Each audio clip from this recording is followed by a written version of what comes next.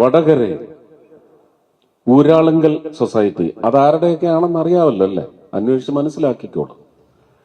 പക്ഷെ അവരാണ് ഒരു യോഗ്യമായ പദ്ധതി കൊണ്ടുവന്നത്.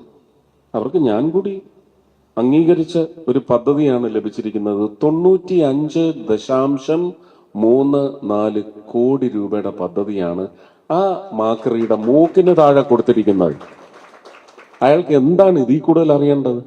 അതുകൊണ്ട് തൃശ്ശൂർ എംപിക്കിട്ട് ഞോണ്ടാൻ വരരുത്, ഞാൻ മാന്തി പൊളിച്ചുകളായി. അതങ്ങനെ തന്നെയാണ്. കൊല്ലം അഷ്ടമുടി അതേ പദ്ധതിയിലാണ്, സാസ്കിയിൽ തന്നെയാണ്. അവിടുത്തെ ബയോഡൈവേഴ്സിറ്റി ഇത് 10-25 വർഷമായിട്ട് കിടന്ന് എല്ലാവരും നിലവിളിക്കുന്നേ. പ്രേമേന്ദ്രനും നിലവിളിക്കുന്നതാണ്. 59.73 കോടിയാണ് കൊടുത്തിട്ടുള്ളത്.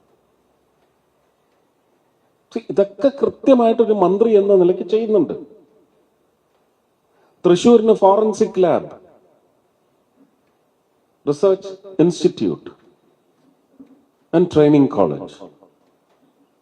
8 ഏക്കർ സ്ഥലം കേരള സർക്കാർ തരണം. ഫെഡറൽ സംവിധാനത്തിന്റെ സ്വഭാവം അത്. അപ്പൊ ഇവിടെ തരില്ല, തിരുവനന്തപുരത്തെ തരൂ എന്ന് പറഞ്ഞാൽ അതാ ദുഷിച്ച രാഷ്ട്രീയ ചിന്താഗതിയാണ്, മനസ്സാണ് അവരുടെ പ്രത്യയശാസ്ത്രത്തിന്റെ കുഴപ്പം.